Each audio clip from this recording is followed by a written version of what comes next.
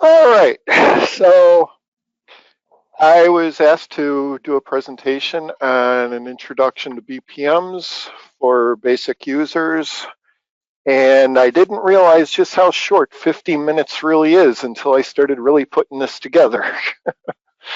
So I'll try to get through everything in a reasonable amount of time and still leave some time left over for any questions.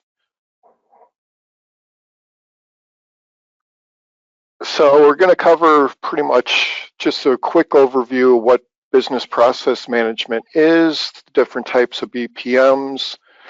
I'll show you as much as I can in the BPM workflow designer as I'm kind of showing you how to put together some of the different basic data directives and method directives.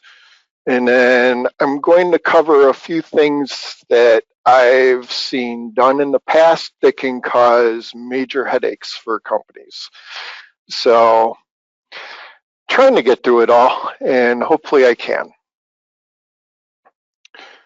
So we start off with, oops, went a little too far. What is business process management? Business process management is basically a set of tools where we can make some minor modifications to the base Epicor processing. We can do data validation. We can kind of raise some exceptions if something in the data is not correct. We can actually modify data. We can preview or print reports, send emails, display informational messages. We can document changes in the change log. We can also, in more advanced uses with these tools, we can actually automate processes, but I'm not going to get into that here because that's really a part of the advanced tool set. BPMs are entirely activated on the server, which basically means if you do a form customization to a UI form in the smart client, all that code is there. It processes, it sends it to the server, data gets processed into the server, comes back. BPMs, because of them being on the server, it doesn't matter if the transaction's being initiated on a form, by a DMT tool, by a web service, it's always going to apply. And because of it being on the server, it processes a little bit more efficiently. So that's kind of the difference between doing form customizations versus using BPM tools. And I am just scrolling way too fast. Okay. So as I talk about what the types of BPMs are, one term that comes up when you're dealing with updatable BAQs and with BPMs is this term called multiple dirty rows. So I just want to touch on that kind of up front. Basically, a dirty row just means it's a row of data that hasn't yet been saved to the database. Multiple dirty rows means there's multiple changed rows within a single data set. So that's just so that you understand what it's referring to when you do come across that term. So data directives, there's two types of BPMs, data directives and method directives. Data directives are monitoring specific tables for various conditions that you specify. And when those conditions are met, it'll take action. There's two types of data directives. There's in-transaction data directives and there's standard data directives. In-transaction data directives are monitoring data just as it's about to be written to the database. And if there's a triggering condition that's met when it's reviewing through that data, it's going to execute what its intended action is. The one thing with in-transaction data directives is they can only process one dirty row at a time. They're not capable of processing multiple data rows. Standard data directives on the other hand, don't affect data in the database. They're monitoring the data in the return data set that's coming back from the database back to the smart client or the web browser. So you're really not going to be doing much in terms of manipulating data with a standard directive. However, standard directives can deal with multiple dirty rows. Method directives are a different type of BPM. Method directives, instead of monitoring just a specific table in the database, they're monitoring specific methods. And what they do essentially is, so let's say you update a sales order. Well, it's going to initiate a method that's going to push that. How do I explain this better? When you update a sales order, there's going to be a process, and we'll see it when I show you how to run a trace log, but it's called master update, and that's the method that basically sends out your changes on the form and updates the database. So method directives will be monitoring, you'll set them up to monitor that specific method, and then they'll check for any conditions when that method is called to see if they need to take any additional actions. So there's three types of method directives. There's pre-processing, post-processing, and base processing. Pre-processing method directives execute before the actual base method executes. So, and I'll show you a quick data flow on the next slide to show you kind of exactly where each of these falls into place. So basically, when you make changes and you hit save, as that data is being transmitted to the database, the pre-processing method directive will scan that data for any conditions, and if it sees those, it'll execute what its intended purpose is. Post-processing data methods execute after the data is processed at the database level. So it's basically processing on the return data set that's coming through from making the changes into the database.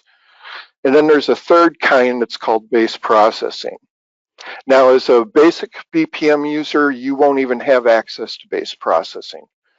And base processing is a very advanced form of method directive. It executes instead of the base method, which basically means you're overriding the base method and putting a brand new workflow in place.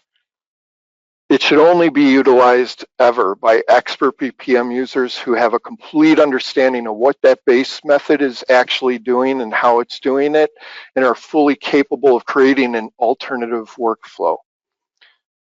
If you don't really know what you're doing, you could actually break the application, and you can also corrupt your database. Epicor itself basically advises customers to consult an Epicor consultant before ever even attempting a base method directive. And going too fast again. Okay, somehow I just turned off my slideshow. My mouse is doing really fun things today. And here we go. So this is basically what the data flow is. Up at the top is either the smart client or the web service. So you're basically in sales order entry and you make some changes to the sales order and you hit save.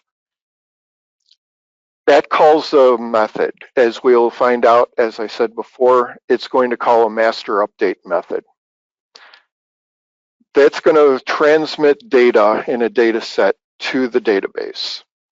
On its way to the database, the first thing that it'll take a look at it is a pre-processing method directive. If there's anything in there that triggers one of its conditions, it'll execute. Then it'll go and it'll basically, the base method will actually begin its process. And as it's starting its transaction of updating the database, an in-transaction data directive will take a look at it and evaluate if there's anything it needs to do with the data at that point. So then the database is updated in the database. The data set is updated in the database, and a return data set is passed back from the database back to the smart client.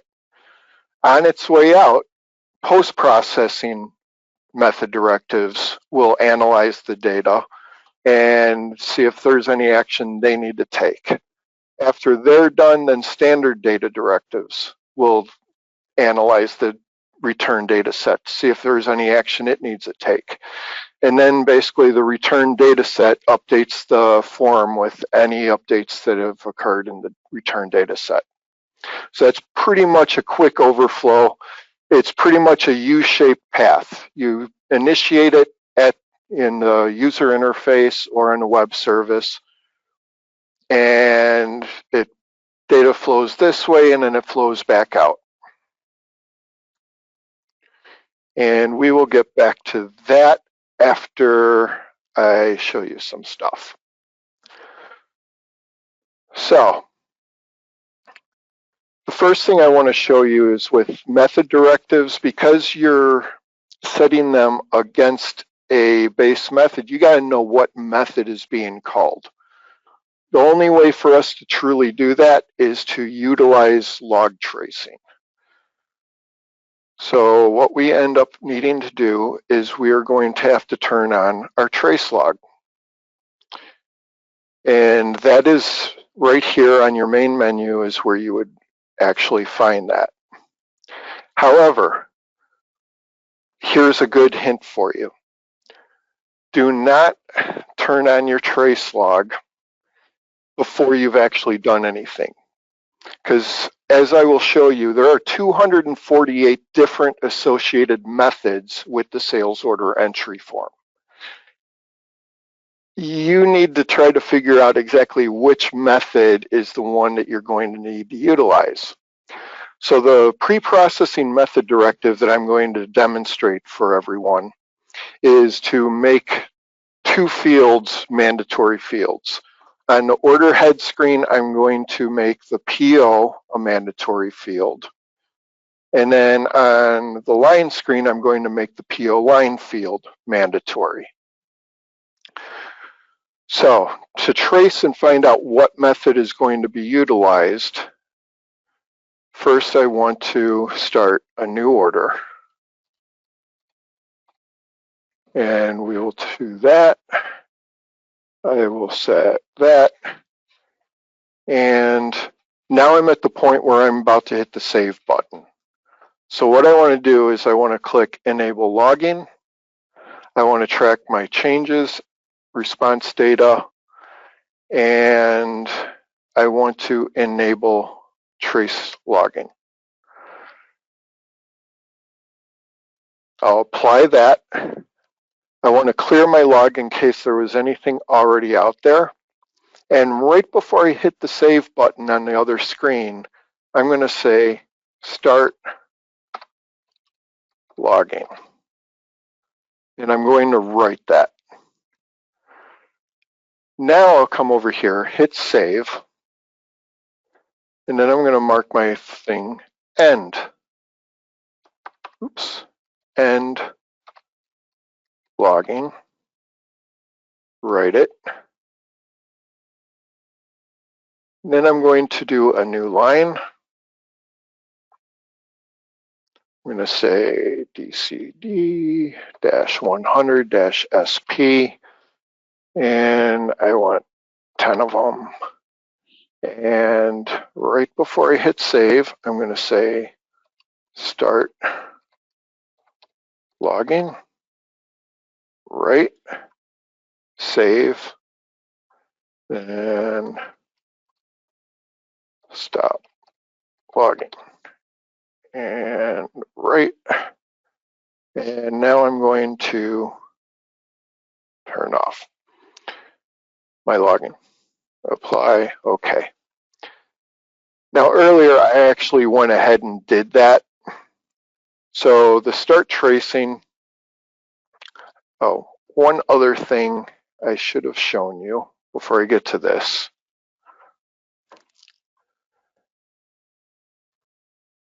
Make a note of this because this right here is where your log is actually going to be saved to.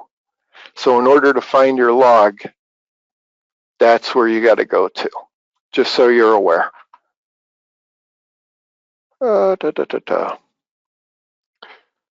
So because I waited until right before I actually saved the save button, this is basically me turning on the logging right there. And then this is where I said start tracing. And then once I hit save, this was the method that was called. That's crucial to know because if you don't know which method, you're going to be trying to guess and you don't want to keep guessing through 248 different methods.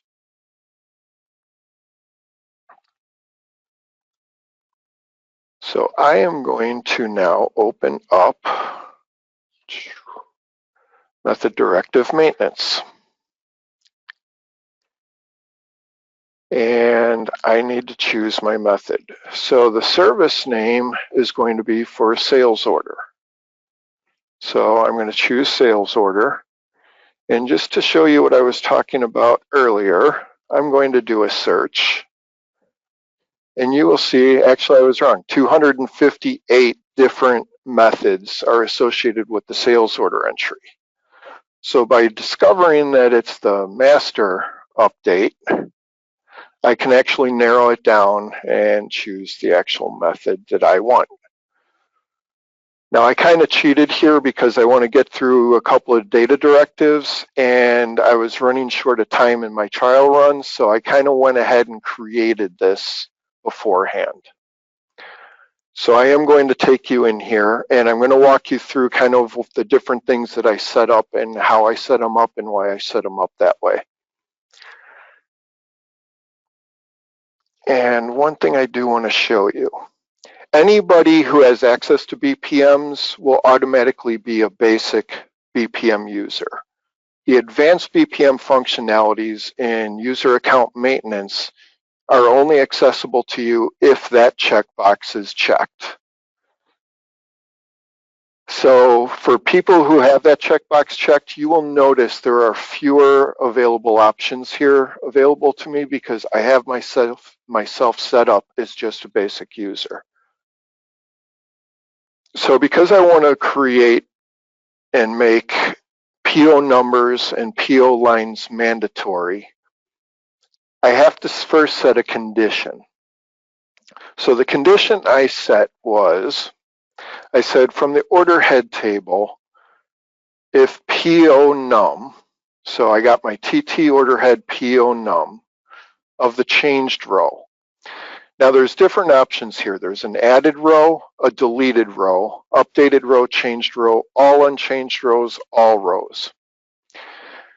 A lot of people ask, what's the difference between an updated row and a changed row? So an updated row is essentially just, it's an existing row where you just made some changes and now you're saving changes to that already existing row. A changed row includes added rows, deleted rows, and or updated rows. So that's really what the difference is. And then I'm going to leave it as equal to, and because I want to make it mandatory, I want my condition to basically say there's nothing in the field. So for text fields, you will come in here and they make it real easy for you. You just click on this double quotation mark and it'll put those in place. Now, just a quick hint, I can do this for pretty much anything. Probably won't trigger my condition if I'm on a numeric or decimal value because those will typically default to a 0 value. So if you're doing a number or a decimal value, you're going to want to put either a 0 or a 0.0 in there. Dates can show up as blank on the UI forms. However, if you actually query the database, they're actually null when there's no value in there. So if you're dealing with any kind of date field, just click that null value, and that's how you want to treat for blank dates. However, PO line and PO number are text columns, so we use the empty quotation marks. So that's pretty much what my condition is. If the PO number on the order head table has no value in it, that's going to trigger this BPM to take action. So what is my action? So what I did, if you come down here, there's this raise exception in here. So I'm raising an exception. And so what I'm doing is I'm saying, okay, I want to basically do something here. There's 4 choices. I can put up an information box, I can put up a warning box, I can put up an error box, or an update conflict box. Information and warning boxes will notify the user about something, but they will not stop the data from being saved. Error and update conflict boxes will stop the update from taking place and basically say, hey, there's an issue here, and until this issue is resolved, you can't save this record. So I'm going to throw up an error because I want to make it so that this is a mandatory field. I don't want them to save the record and just leave it as is without this field being filled in. The message box that pops up is going to say something. Don't just say, hey, this PO number is not filled in or whatever. Be a little more informative, and also basically specify, because you can do a warning box, if it's a warning or an information box that you're throwing up, let the user know, hey, this is information for you, but the record will still be saved. If it's an error or a update conflict box you're throwing up, make sure you spell out to the user, PO number is required field and must be filled in before this record can be saved. Because if they basically just click OK and then close the record, they'll go back in and say, hey, I created this record and it's not there. It's because it wasn't saved before they closed out. So on my true for that condition, I went right to there. Instead of creating a different method directive, I'm shooting off, okay, if that's satisfied, I'm going to now put this other condition in place. This condition, you'll notice, is an order detail. Well, the reason I can do this and branch it off of this one is because I can't even add in a detail line until the order head record is created. So once they've satisfied any outstanding issues with the order header, now they can add a line. Well, now I want to make something in that line mandatory. So now I'm going to say, hey, this time, and the other thing with method directives, I have access to all the different tables that are used by the sales and order entry form, whereas data directives are exclusively looking at just one singular table. That's one of the main differences between the two. So with this guy, I can basically say, okay, so now I want my PO line in order detail. Same thing, the changed row is equal to, and again, I put in, there's no value in there. That will be my condition to execute. And then in this case, I'm doing the same thing. I'm going to throw up an error and I'm going to say, hey, the PO line is a mandatory field and must be filled in before this line can be saved. So that's pretty much how I'm setting this up so that it pretty much executes, hey, this field is mandatory, has to be filled in. I'm providing enough information for my user when the error message pops up to know exactly what action they need to take in order to get past this error that I'm going to throw up for them. Then I'm going to basically process and say, validate that this, how I've got this set up is okay, that I didn't make any mistakes in how I was constructing it. And unfortunately, this takes a little bit more time with method directives than it does data directives. How am I doing on time here? So far, so good. And he's still waiting to validate. I'm not sure if this is a 10.2.700 thing that's taking longer with this validation, or if it's just the configuration of this test environment. But for whatever reason, I've noticed it's taking a little bit longer than I've ever experienced in the past. So it basically says workflow validated, validation succeeded, no issues found. I can save it. Once I've saved it, now I can enable it, save that after I've enabled it. And now we'll go back to sales order entry. I'm going to delete out this sales order, and we're going to create them again from scratch. I'm going to go new order, Addison, and I'll do this again, and I'll hit save, and business logic error. Apparently I changed it from error to business logic error, but it gives you a good idea of what the difference will be. The PO number is a required field and must be filled in before the sales order can be saved. Okay, so I got to fill in my PO number. Now I hit save. Okay, now it's saved just fine. Now I'm going to create my line, and we'll go this guy, -100 -SP, and I want 10 of them, and I'll hit save. And now I've got an error message pop up again, and it says PO line is a mandatory field, must be filled in before this line can be saved. Okay, so I got to fill in the PO line. Now I can save that. Now Epicor is happy and my sales order is created and saved. There is one thing I want to say. There's two ways you can make fields mandatory in Epicor. And I just want to bring this to people's attention. If I go into my tools and options, okay. If I turn on required fields, this highlights my required fields. You'll notice here that this and in the header, this is not highlighted.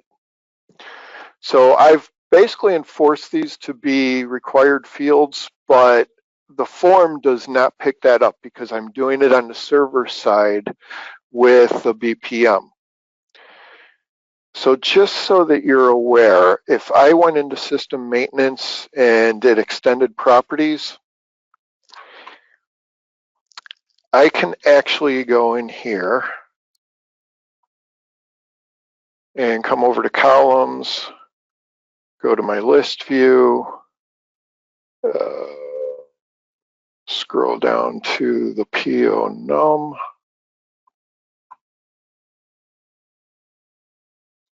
select this guy, and here I can say required when adding and save. Now we'll come back into the order header. I will refresh my screen. Actually, nope, I got to close out and come back in. Return to order, no. And order management general. Go back into order entry here.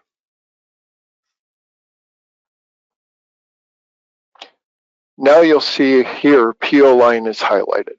So there are two ways you can do this. There's pros and cons to both. By utilizing a BPM to make this field highlighted, whenever we upgrade Epicor, that BPM will go through the upgrade process and will still be in effect. If I set it in the extended properties, pretty much every time we upgrade Epicor, more than likely those base extended properties are going to get reset by Epicor during the upgrade process, which means every time you made a field Mandatory, even though it's nice and it shows up and it spells it out, if your users like to say, hey, show me what all the mandatory fields are, you have to remember then to go back and reset each one of those and extended properties to being mandatory. So there's pros and cons to both. I just wanted to point that out. Is with most things in Epicor, there's more than one way to skin a cat, as the old saying goes. So that's just something to bear in mind. And I'm going to reopen my sales order just so that he will be available when we get there. Okay, so that's using a method directive to make a field mandatory. I'm going to go ahead and disable him for now.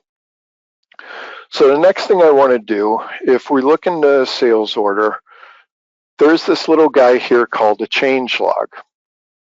Now, right now, even though I've done different things, there's nothing filled in here. Change logs need to actually be activated, and we do those via data directives. And there are most companies I've ever worked at or worked with have always wanted to identify when something has changed at one point or another. So one of the key basic things that you need to know how to do is activate change logs. And I just clicked on the wrong one. Let's open up. Okay. So I want to activate on order release. As I said, data directives monitor specific tables. So when you're dealing with a data directive, you're dealing with one table at a time. Whereas in the method directive, I was able to deal with, hey, I could deal with the order header, I could deal with the order detail, I could deal with the order release tables, all in that one method. Data directives you got to do separately. And how am I doing on time here? Okay, we still got some time. Good. So I am going to do, and because of it being a change log, I need to do it as an in-transaction directive. And I will explain the reason why shortly when I go to illustrate doing an auto print. So I'm just going to call this guy change log. And I'm going to do this. And I'm going to design. Change logs are the easiest directives to actually set up. All I need to do here is drag this change log operation over into here. I connect it from my start to that. Always make sure on any action item you click the terminate on error checkbox, just in case something should go awry. You don't want it to just endlessly be cycling, and it could lead to some bad things in the background, depending on what you're doing. So with the order release, I want to track changes to various fields. Here's a helpful hint to you, because I ended up inheriting a system at one of my previous jobs where one of the executives wanted to know anytime everything changed, because he was always looking to who did this, who did that, when did they do it, I want to know. So my predecessor activated change logs for every single table that had change logs available to it in Epicor and selected every single field in every table to track the changes. And then they couldn't understand why their database was growing by 2 gigabytes per week. Not a good idea. There's also things, I don't need a changelog entry to tell me that on May 20th at 11:35, Mr. Tim Dudek changed the changed by field from whoever changed it before to Tim Dudek. It's telling me that I changed it, so why do I need to track that? Be very, very selective in what fields you truly need to change. The changelog is all done on one table in Epicor. And the name of the table I have listed in there in my slideshow, which will be made available. It's CHGLOG. That's the name of the changelog table in case you ever want to do a dashboard or run some kind of SQL query or report off of it. You can. Every table that has an activated changelog, all those logs get written to that one table. So the more things that you're tracking, the bigger and bigger and bigger that table is going to grow. So with an order release, I want to know, hey, if the ship date changes, yeah, it would be nice to know when did it change and who changed it. If the quantity that we need to ship has changed, when did it change and who changed it? Another thing that would be nice to know, just in case it comes up, and I'm going to do it this way. If somebody voids the release, I kind of want to know that too. So I will track those specific fields on the order release for changes. I will validate. It's valid, save, close that. I will enable this and save. So now what will happen when we bring up the sales order, if I go to this release and I say, no, we're going to change this to 25 pieces and we no longer want it to ship on the 20th, we need to ship it on the 17th. I'll save that. And I'm going to refresh this. So what you'll see here, and you'll see each date will have its own entry. So on the list view, it kind of shows you the date. When you get into the details, it shows you who did it and what time they did it. So I don't need to track it was changed by, I don't need to track the change date. I don't need to track change time fields in Epicor. What I will find is, hey, the required date changed from 5/28 to 5/17, and the quantity is changed from 10 to 25 on 5/20 at 11:37. So that's pretty much how you activate change logs. Now, because they're being done by data directives, you have to set them independently. So I can't just set a change log for everything on a sales order. I have to do it for the order release table. I will have to set up a different one for order detail table and a different one for the order header. However, when you come into the sales order entry, when you click on that change log, it will tell you, hey, order release. And if I had change logs set up for order head and order detail, it'll say here are changes for order head, here are changes for order detail, etc. So all the change logs for a sales order will get captured here and displayed, but they got to be set up on 3 different data directives. So as I said, setting up a change log is one of the most simple, straightforward directives that you'll ever set up in your entire life, because you don't have to worry about conditions or what method is pulling from what. It's very straightforward, very easy to do. So now I'm going to show you another relatively quick thing that is of good use, and that's an auto print function.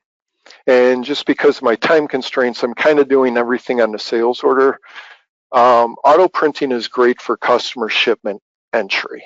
You can auto print labels, you can auto print pack slips. It's a very good tool to use there. I just want to stick with sales order because I've only got another 10 minutes for my presentation.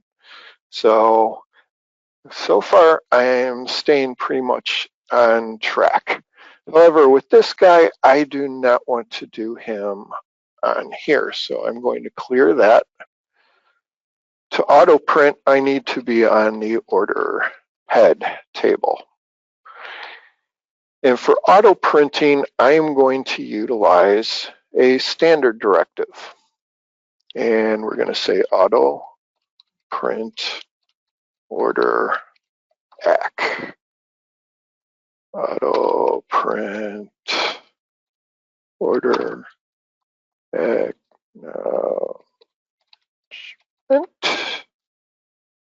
And I will design. Now to auto print, I need something to trigger this action. So I need a condition. So the first thing I'm going to do is, what is my condition? Well, I've already looked on the form and there is a field called auto print. Did I spell that right? No, I did not. Ready. There we go. There is a field called auto print ready. And I like to name my conditions, especially if I get into where I have multiple conditions jumping off of each other, to know exactly what's doing what. So the first thing I'm going to do is basically say, now there's different things I can do. I can say, in the last one I said the specified field of the changed row is equal to, and I put the blank expression. In this case, I want to use the specified field has been changed from any to other. In this case, I'm going to say auto print ready, and it is a checkbox on the form. And I'm going to say has changed from false, which means unchecked, and it is changed to true, which means it is now checked. The reason I don't want to basically say when auto print ready on the changed row equals the true value is because anytime I go in there after that checkbox has been checked and I make a change, it's going to print. And it'll print every single time I'm going in there until I uncheck that checkbox. Whereas this way, it's like, hey, in the data set, this actually is changing right now from false to true. I'm executing. And after that, no matter what I change in the database, since it's true, it's not changing. So it won't trigger once it's triggered the first time unless I uncheck the checkbox, save, recheck the checkbox, and save again. So I'll validate, save it, close, or would help if I actually do the auto print, wouldn't it? Okay, and then I'll put auto print order ACK. And I'll check my terminate on order. So what comes over when you're setting up an order automatic print, I got to select what order, or I'm sorry, what report is it that I'm looking to auto print? Well, the first thing I want to do is I want to say, no, give me any report that's using the order head in my search. And I have 3 options for order acknowledgement. Now, if you have customized style descriptions, and this is good to know for pack slips and printing container ID labels for customers, if you have different report styles set up for special customers, you can actually put in there, hey, the condition is if this has happened and this is custom 12, then use this report style. And then you can put another condition if that's false. If it's custom 15, then use this report style. And then if that's false, then you can basically just say, then print our standard report style. That's how you can kind of build this into a logical thing so that you can, if you have special pack slips or special labels that have to print for specific customers, you can set them up that way. And I wish I had time to show you that. Maybe in another session when we get into intermediate BPMs, I can actually walk you through that process. So what we need to do is we need to, and I already did that one, I'm sorry. We need to go into here. I don't want to queue this report. I want it to be immediate. And because you people can't see when my report starts or my printer starts kicking out the report, I'm just going to do an auto preview. Okay, report. And this BPM is basically just kind of monitoring things, and it's saying, okay, hey, there's a condition I need to act. But when you're printing a sales order acknowledgement, one of the parameters on the report is what order number do you want to print? So I don't want just print every single order inside the database. In this data set that's coming through, I want order number that's in the data set that's basically being passed back out of the transaction. Now, I'm going to show you something. If I just hit apply right now, I'm going to get an error. And it says SSRS enable routing parameter is enabled, but there's no enabled routing rule defined. For whatever reason, the report routing defaults to true in here. You just need to change this guy from true to false for SSRS enable a routing. Click OK, then it's all happy. Now I can validate, everything's successful, save. Now I can enable this guy and I can save him. Now we come back over to here and need to come back up here. Here's my auto print ready checkbox. So now if I hit that guy and hit save, that will fire my BPM. And as soon as it pops up, I will show it to you. And while we're waiting, and just in case, so this one has already fired because it's no longer under active, it has. But system monitor is where you can actually see what your status is. And here's my sales order acknowledgement. So it basically stops people from having to go, okay, now I've done everything, and now I got to go to actions, and now I got to go to, I thought print sales order acknowledgement. Now I've got to basically set all this stuff up and da da da da da. Now all I have to do is just check that checkbox, hit save. I can move on with my life. It'll print. Unfortunately, I only got a couple minutes left here, so I want to get to a couple of just. Tim, before you go, you got a couple of questions here, and there are two of them that are the same.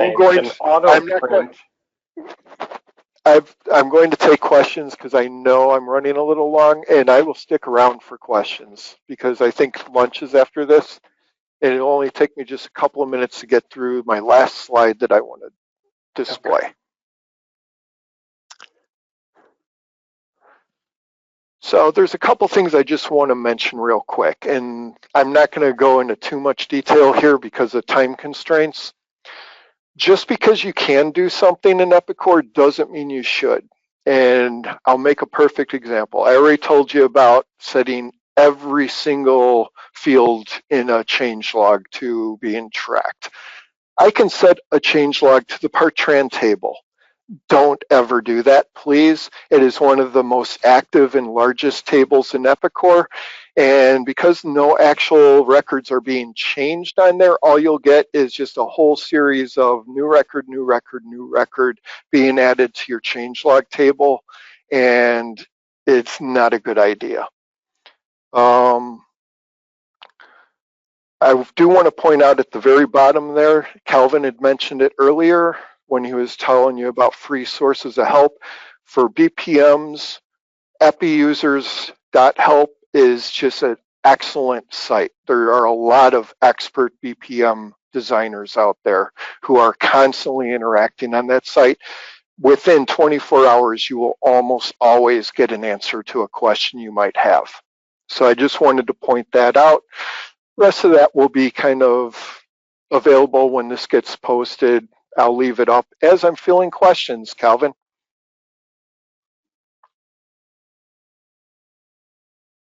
Awesome, thanks, Tim.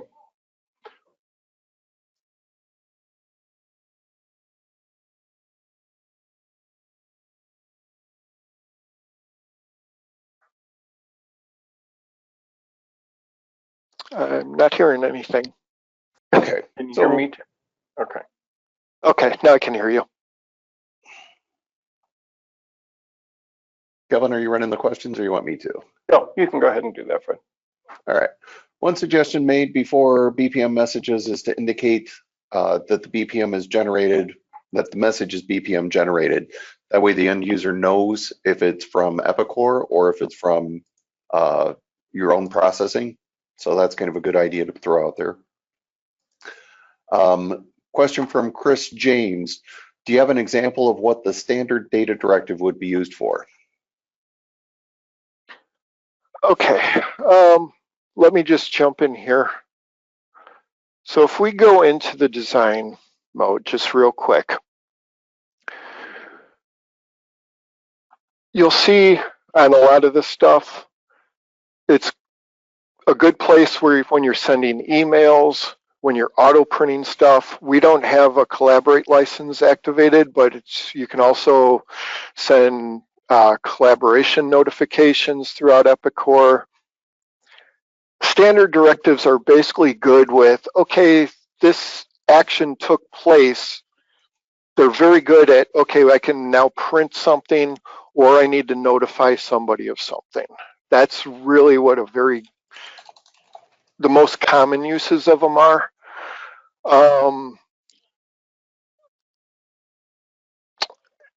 Actually, you know what? Because when you get into advanced uses, Fred is definitely much more an expert in advanced directives. So in advanced uses, are there other things you can think of, Fred? Sure, you can go ahead and update your data like you're seeing down below. You can update your information. So they're a good way to not only send your notifications, like you said, but also to get some data updated if you needed to.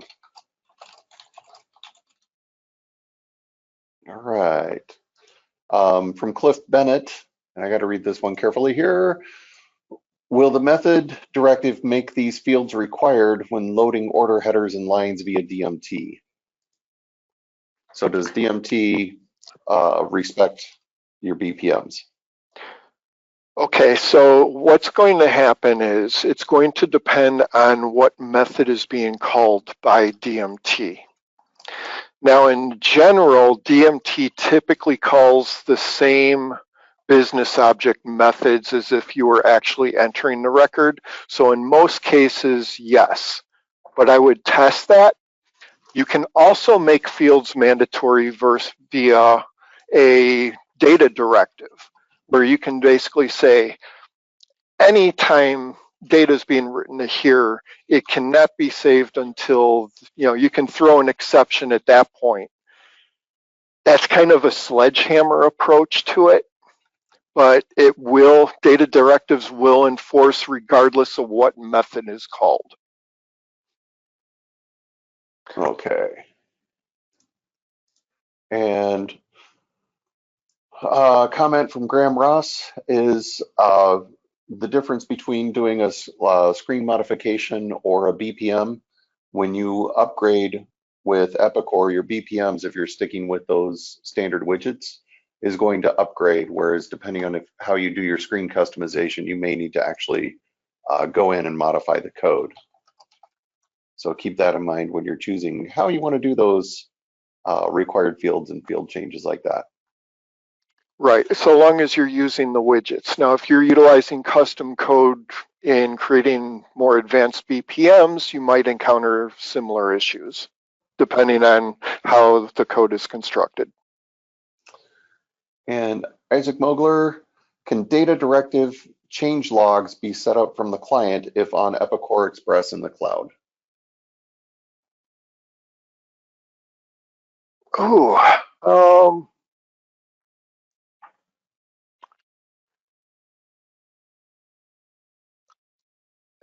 that's a good question. I don't really have much experience with the cloud environment as of yet, so.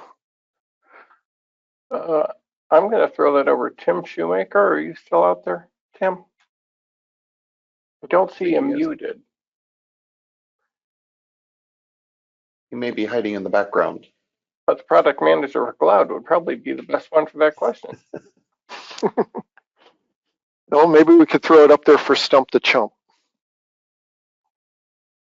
I'll message Tim in case he stepped away for lunch or something, and when he comes back, maybe he can grab that one.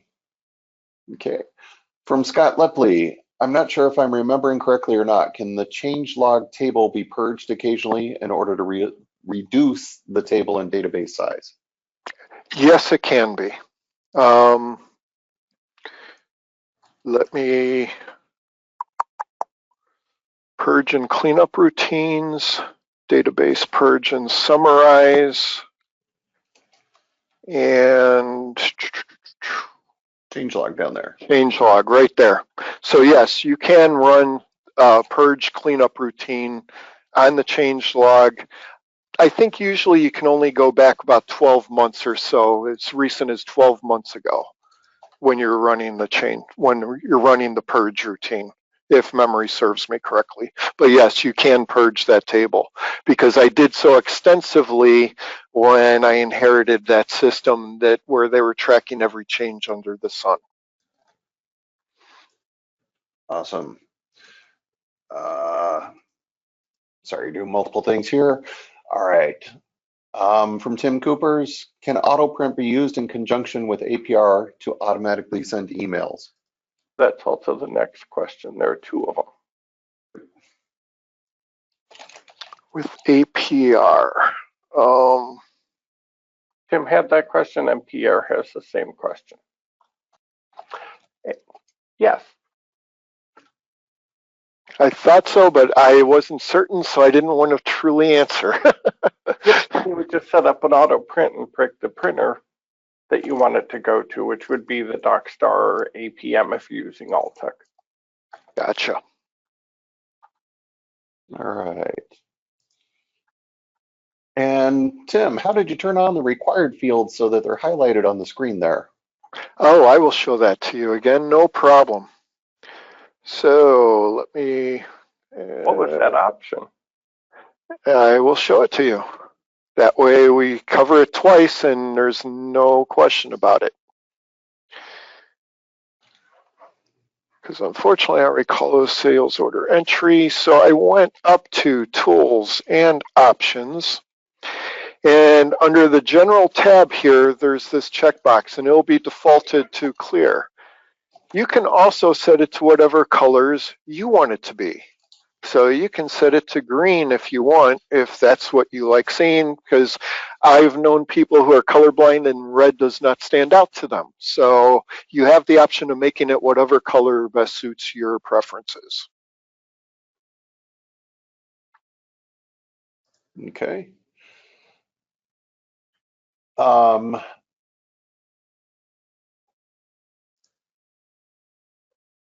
Isaac Mogler was pointing out that in the past, they've had to had CloudOps add the change logs. He wasn't sure if they were doing it with a BPM or some other way. That's why he was asking the question, because then he could present it himself. Okay. From Lori Welch, DMT updates will error out on directives that fail.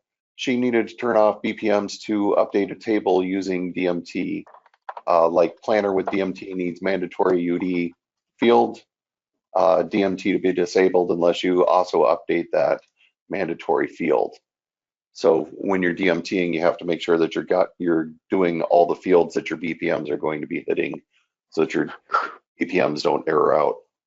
Right. And sometimes the error messages you get aren't 100% wonderfully accurate, but hopefully they kind of tell you exactly what field is causing the issue. But I've encountered instances where it wasn't very specific, so it can be a headache. But again, the data directive or the method directive, this is going to fire, whether it's the DMT loading it, calling it through RESTful services, calling it from an external or running through the outside. Anything writing to the Epicor business object or to the data table on the data directive is going to fire your logic. Correct. If you have an automated routine, you can trip that up very quickly if you don't make sure you have that set in Now you can also turn around and modify the directive to say if the user calling it is so-and-so, don't fire. Right. And I used to actually, I always preferred to create a user called DMT and a user called MRP and a user called EDI. And I would actually either perform the processes with those specific users or schedule them with those specific users so that down the road, when somebody said, hey, Tim, why did you create this job? And it's like, I didn't create the job. Well, because I had MRP running under my username, it basically all jobs were created by me. So I created an MRP user, and so that when MRP created jobs, it was all created by this MRP user. And I also did the same thing with DMT so people understood, hey, this record was created or changed by DMT. It's just a helpful hint out there for people to keep in mind. That way it doesn't seem like, hey, this individual's doing stuff and why are they doing it? Okay, we've got a question from Ethan Kiley. I'm going to take that question and move it over to the Stump the Chump session. Okay, Because this can apply anywhere. And really, he's right on it with the word split, because that's the function you want to use. Yes, I was going to actually provide the code to him in the chat window. Okay. Pierre Hogue, he meant he wanted to do the emailing with BPM, not with the APM or APR. Calvin, I think you were the one that was answering that. I don't remember the original question. You mean emailing directly from the BPM, not sending it to APR or APM? You can definitely do that as well. You just have to specify who's receiving the email. And those options were in that configuration.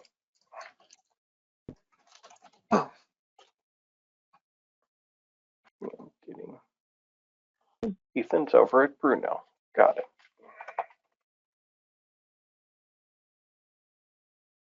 Okay. It is lunchtime. All right, there's two, if I can, right before we break for lunch, there's two other things I just want to bring up as helpful advice to people. If you add a UD field to the database and you do it properly and you run your data model regen, and you go to add that UD field into your changelog, and you might notice that it's not available for you to select in the changelog. There's a process that you need to run under business process management called directive update. You will take it over to directive recompile. You want to do it for method and data directives, both outdated and up to date directives. You just click the start recompile button. Once it completes, then open up your directives and that UD field will be available to you. I tripped into that and it took me forever to find a solution because Epicor support was scratching their heads. We don't know why. So I just wanted to make that available to people because that's something that became a thorn in my side for quite some time. And since I figured it out, I wanted to share that. Can you go ahead and add that to your presentation? We'll include that in the minutes to everybody, that little tidbit. I will.